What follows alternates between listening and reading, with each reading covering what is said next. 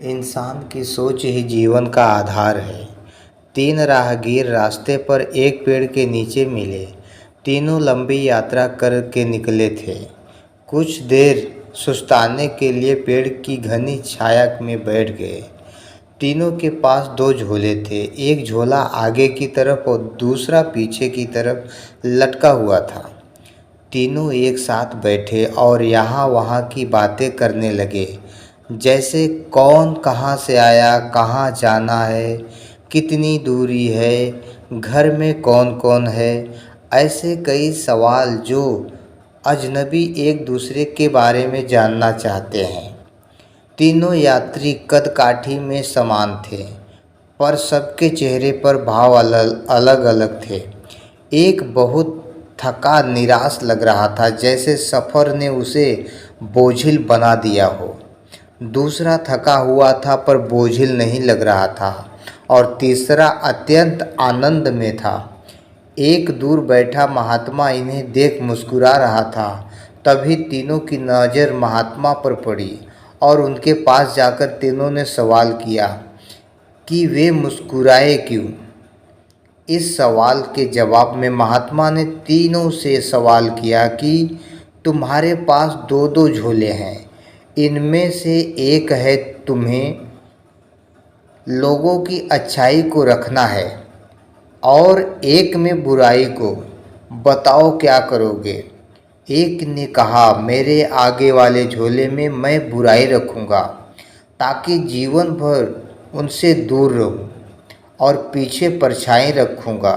दूसरे ने कहा, मैं आगे अच्छाई रखूँगा ताकि उन जैसा बनूँ, और पीछे बुराई ताकि उनसे अच्छा बनूँ। तीसरे ने कहा, मैं आगे अच्छाई रखूँगा ताकि उनके साथ संतुष्ट रहूँ, और पीछे बुराई रखूँगा और पीछे के थैले में एक छेद कर दूँगा, जिससे वो बुराई का बोझ कम होता रहे और अच्छाई ही मेरे साथ रहे। अर्थात वो बुराई को भुला देना चाहता था।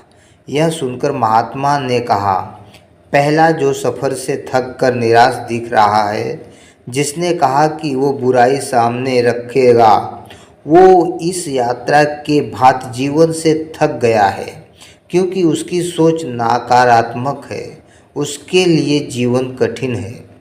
तो दूसरा जो थका है पर निराश नहीं, उसने कहा, अच्छाई सामने रखूँगा पर बुराई से बेहतर बनने की कोशिश में वो थक जाता है, क्योंकि वो बेवजह की होड़ में है।